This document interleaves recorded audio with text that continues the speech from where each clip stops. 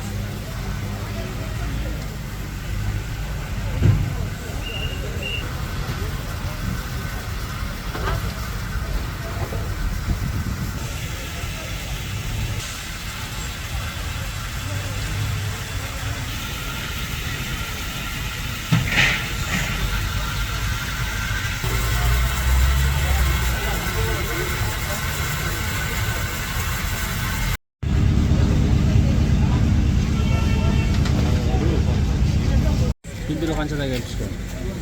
Bizim Oşar Başkarmalığın байланыш tüyümünü 15.01'de malumat kelip düşüp, ошол убакта эле 12 bölükten 2 расчет чыккан, 15.03'te чыгышкан. Анан жардамга 13 bölükten 2 расчет жардамга чыккан. Азыркы убакта өрт өчүрүү иштери жүргүзүлүп, эмнеден чыккандары такталууда. Kança ayağım kuyganı dele belki. Такталып атат.